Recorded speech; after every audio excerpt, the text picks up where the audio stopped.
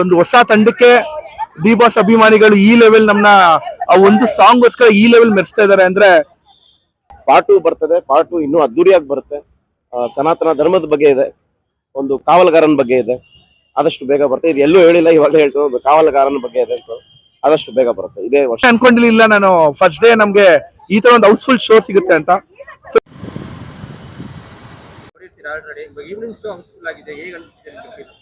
Morning show ಅದೇ ಒಂದು 60% full ಇತ್ತು.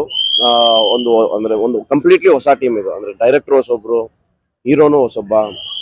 ಸೊ ಒಂಥರ ಬೆಳಗ್ಗೆ ನೋಡಿದಾಗ ತಗೊಳುತ್ತೆ, ಒಂದ್ ಸ್ವಲ್ಪ ಜನ ಅಕ್ಸೆಪ್ಟ್ ಮಾಡ್ತಾರೆ. ಯಾಕಂದ್ರೆ ಬಂದಿರೋ ರೆಸ್ಪಾನ್ಸ್ ಎಲ್ಲ ಪಾಸಿಟಿವ್ ಇತ್ತು.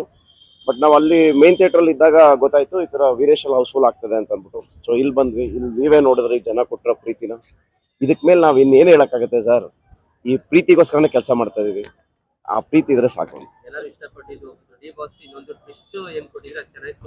ಹೌದು ಹೌದು. ಆಮೇಲೆ ಒಂದು ನೆಗೆಟಿವ್ ಏನಂದ್ರೆ ಸ್ವಲ್ಪ ಶಾರ್ಟ್ ಆಗೋದು ಸಿನಿಮಾ. ಇದು ಲಾಂಗ್ ಇತ್ತು. ಆಮೇಲೆ ಖುಷಿ ವಿಷಯ ಏನಂದ್ರೆ ಪಾರ್ಟ್ ಬರೋಕ್ಕೆ ವೇಟ್ ಮಾಡ್ತಿದ್ದಾರೆ. ಆಮೇಲೆ ಏನ್ ಗೊತ್ತಾ, ಸಿನಿಮಾ ಅಂದಾಗ ಇವಾಗ ಎಲ್ಲ ಎಂಟರ್ಟೈನ್ಮೆಂಟ್ ತುಂಬಾ ಶಾರ್ಟ್ ಆಗಿರ್ಬೇಕು.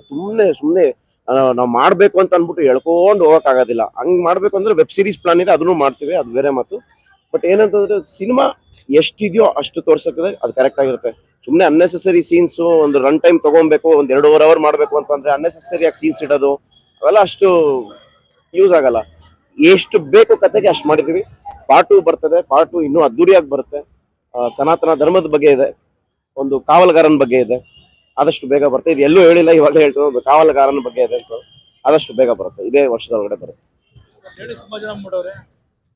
ಅಂದ್ರೆ ಅದೇ ಖುಷಿ ಆಗ್ತಿರೋದು. ಏನಂತಂದ್ರೆ ಈ ತರ ಒಂದು ಸಿನಿಮಾಗೆ ಫ್ಯಾಮಿಲಿ ಆಡಿಯನ್ಸ್ ಬರೋದಿದೆಯಲ್ಲ, ಫಸ್ಟ್ ಡೇ ಬರೋದ್ ಕಷ್ಟ.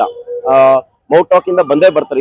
ಇವತ್ತು ಆಕ್ಚುಲಿ ಏನಾಗಿದೆ ಅಂತಂದ್ರೆ, ನಾವು ಏನೇ ಪಬ್ಲಿಸಿಟಿ ಮಾಡ್ಲಿ, ನಾವು ಎಷ್ಟೇ ಕಷ್ಟ ಪಡ್ಲಿ, ಪೋಸ್ಟರ್ ಹಾಕ್ಲಿ, ಹೋರ್ಡಿಂಗ್ಗಳು ಹಾಕ್ಲಿ, ನ್ಯೂಸ್ ಅಲ್ಲಿ ಬರ್ಲಿ, ಜನ ಒಳಗಡೆ ಬಂದು ಒಂದು 10 ಜನ ಬರ್ತಾರಲ್ಲ, ಇವತ್ತು ಆ 10 ಜನ ಬಂದವರು 100 ಜನ ಕಳ್ಸಿಕೊಡ್ತಾ ಇದಾರೆ. ಆ ಖುಷಿ ತುಂಬಾ ಇದೆ. ಫ್ಯಾಮಿಲಿ ಯಾವತ್ ಬರ್ತದೆ ಒಂದು ಪಿಕ್ಚರ್ಗೆ ಅಂತ ಗೊತ್ತಾಗುತ್ತೋ ಅವಾಗ್ಲೇ ಅರ್ಥ ಆಗುತ್ತೆ ಇದು ಸಿನಿಮಾ ಬಂದು ಜನರಿಗೆ ತಲುಪ್ತದೆ ಅನ್ನೋದು ಗೊತ್ತಾಗುತ್ತೆ.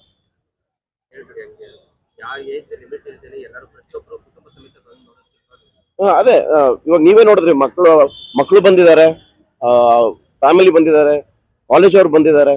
ಸೊ ಏನಾಗುತ್ತೆ ಅಂದ್ರೆ ಈ ಸಿನಿಮಾಗೆ ಬಂದು ಏಜ್ ಲಿಮಿಟ್ ಅನ್ನೋ ತರ ಇಲ್ಲ. ಎಲ್ಲಾರು ಬಂದು ಒಂದು ಎಂಜಾಯ್ ಮಾಡೋ ಅಂತದ್ದು ಒಂದು ಕಂಪ್ಲೀಟ್ ಪ್ಯಾಕೇಜ್ ತರ ಒಂದು ಸಿನಿಮಾ.